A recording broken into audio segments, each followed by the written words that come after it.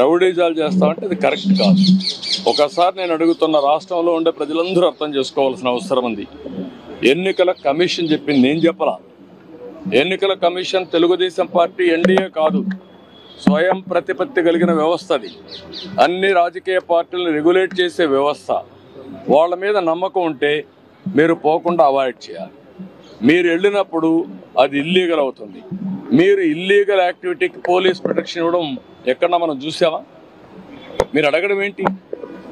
నువ్వు పోయిందే హై హ్యాండెడ్గా ఇల్లీగల్ యాక్టివిటీ చేసినప్పుడు నాకు పోలీసులు కూడా రావాలన్నా వెనకాలంటే, రేపు రాబోయే రోజు నువ్వు నేరాలు చేస్తానంటే పోలీసులు చూస్తూ నీ దగ్గర రావాలన్నా? ఇది కరెక్ట్ అప్రోచ్ కాదు.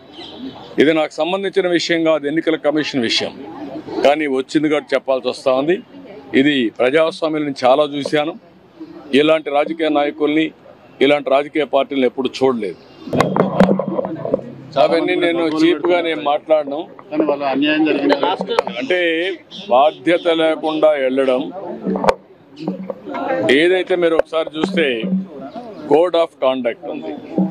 కోడ్ ఆఫ్ కాండక్ట్ అనేది రాజకీయ పార్టీలకు వర్తిస్తుంది, కంటెస్ట్ చేసే అభ్యర్థులకు పనిచేస్తుంది, అధికార యంత్రాంగానికి పనిచేస్తుంది. కానీ విచిత్ర వాదన, మేము మాత్రం మాకు కోడ్ ఆఫ్ కాండక్ట్ లేదు, మేము ఎక్కడికైనా పోతాం అని వైలేట్ చేసి, ఒకసారి ఎలక్షన్ కమిషన్ ఆర్డర్ ఇచ్చిన తర్వాత మీరు రావడానికి వీలు లేదంటే ప్రజాస్వామ్యం నిలిపేయాలి. దట్టు ఎలక్షన్ కమిషన్ ఇచ్చిన తర్వాత మీరు ఊరు పోవడానికి? ఎలక్షన్ కమిషన్ కంటే మీరు గొప్పవాళ్ళు కాదు కదా.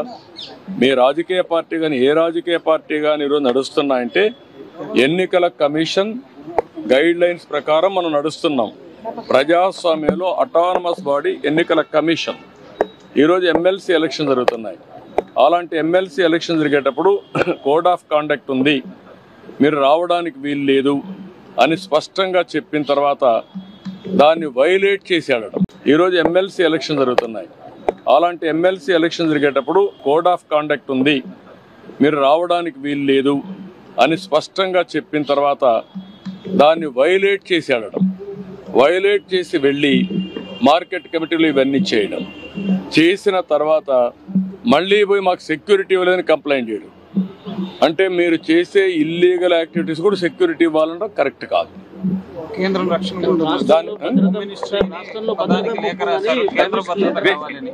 దిస్ ఈజ్ వేర్ నేను అనేది అంటే, ఎప్పుడు కూడా రాజకీయ పార్టీల్లో ఉండే నాయకులం ప్రజాస్వామ్యయుతంగా ప్రవర్తించాలి.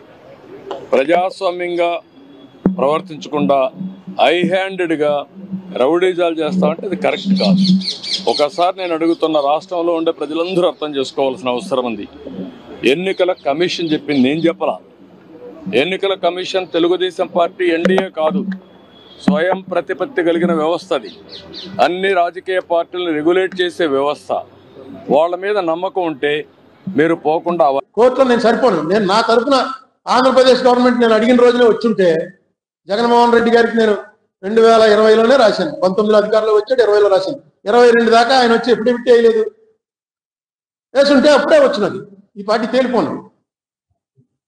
ఆయన అఫిడవిట్ వేసాక మళ్ళీ బతికింది. సరే, ఇప్పుడు చంద్రబాబు నాయుడు గారు అందులో నాకు సపోర్ట్ చేయరని తెలుసు, నేను అడగను. ఇప్పుడు వాళ్ళకు ఉన్నటువంటి సంబంధాలు బట్టి, వాటిని బట్టి ఈ గవర్నమెంట్ ఏం చేస్తుంది అన్న దాని మీద నేను వెళ్ళను అసలు. కానీ పార్లమెంట్లోనూ గవర్నమెంట్లోనూ అలా కాదు, ఖచ్చితంగా ఇచ్చిపుచ్చుకోవడాలే. నీ బలాన్ని బట్టే నీకు వస్తుంది, నీ టాక్టిక్స్ని బట్టే నీకు వస్తుంది. నాకు తెలిసి చంద్రబాబు నాయుడిని మించినటువంటి టాక్టిక్స్ ఉన్నటువంటి వాళ్ళు ఎవరు లేరు. ఖచ్చితంగా ఆయనకు ఉంది టాక్టిక్స్. స్టేట్ కోసం వాడండి. పవన్ కళ్యాణ్ ఖచ్చితంగా మొండిగా చెప్పగలడు, ఇది నో, ఇది జరగడానికి వీల్లేదని చెప్పమని కోరుతున్నాను.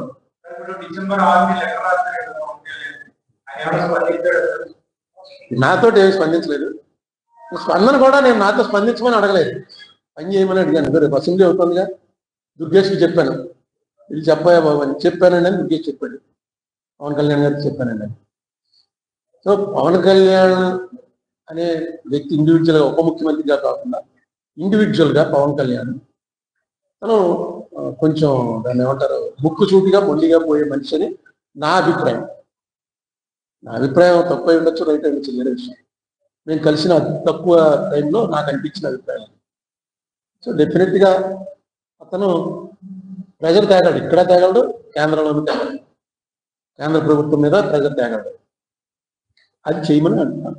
ఇది అసలు నిజంగా దీనివల్ల ఏ పార్టీకి నష్టం. కాంగ్రెస్ వాళ్ళు అయితే అడిగారు, మీకు ఇస్తున్నారు. నాకు నేను ఇది పట్టుకుని సుజనా చౌదరి గారి ఇంట్లో మీటింగ్కి వెళ్ళిన రోజున మొన్నటి జయరాం రమేష్, దిగ్విజయ్ సింగ్ అందరం సెంట్రల్లో కలిసాం, చెప్పాను పెడుతున్నారు ఇలాగా అని. జయరాం రమేష్ అన్నాడు, పెట్టడం అది ఇన్నాళ్ళ లేటు, పెట్టించి చాలా కరెక్ట్, అది ఎవరికి తప్పో తేలిపోతుంది, ఏం జరిగిందో తేలిపోతుంది. ఆ విషయం మళ్ళీ వాళ్ళకి చెప్పాను. అప్పుడు తోట నరసింహం గారు లేడు, తోట నరసింహం గారికి చెప్పాను, ఆళ్ళు కూడా ఇన్వైట్ చేస్తున్నారు, ఇదే టైం అని. చేత అది వెనక్కి వెళ్ళిపోయింది. దాని పొలిటికల్ రీజన్స్ నేనేం క్వశ్చన్ చేయను. సో ఈవేళ ప్రెస్ మీట్ పెట్టినటువంటి ఉద్దేశం ఇది. మీ ద్వారా పవన్ కళ్యాణ్ గారికి విజ్ఞప్తి చేసిన, ఆల్రెడీ లెటర్ కూడా రాశాను, దయచేసి పార్లమెంట్లోను కోర్టులోను ఈ అంశం ప్రస్తావించి మన రాష్ట్రానికి రావాల్సినవి రప్పించుకోవడంతో పాటు జరిగిన అవమానాల నుంచి బయటపడే అవకాశం కల్పించండి. అయిపోయింది కదా అని అనుకోకండి, అక్కడ మచ్చాల ఉండిపోయింది. నేను ఒక్కనే కాదు, అందరూ బాధపడుతున్నారు.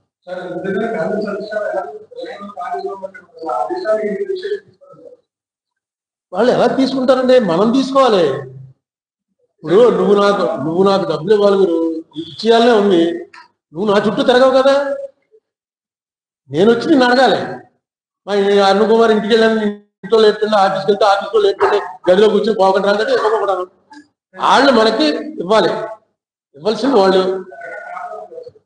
అవునండి, జరగటానికి కారణం వాళ్ళు అయితే ఇక్కడ కాంగ్రెస్ ఏది అడగటానికి? ఏమన్నా నలుగురు కాంగ్రెస్ వాళ్ళు ఉంటే అడుగుదురు.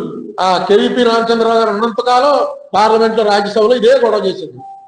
అయిపోయింది ఆయన రాజ్యసభ.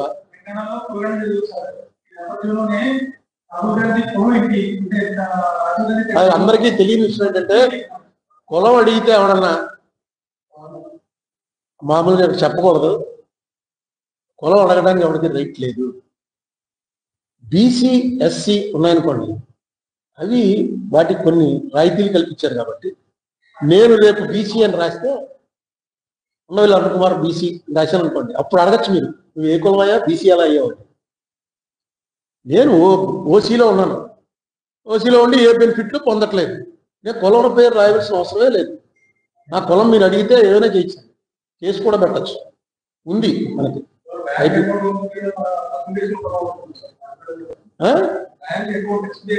అందరూ పెట్టేస్తున్నారు, మనం ఎవరు అడగట్లేదు. పోలీస్ స్టేషన్లో తీసుకెళ్ళి, కర్ణాటకలో అనుకుంటాను, పోలీస్ స్టేషన్ తీసుకెళ్ళి కులం అడిగితే వాడు తీసుకెళ్ళి అసలు ఎస్ఐని సస్పెండ్ చేయించాడు. ఎవడు పడతాం మనం? అన్ని చోట్ల అసలు కులం లేకుండా ఏమీ లేదు.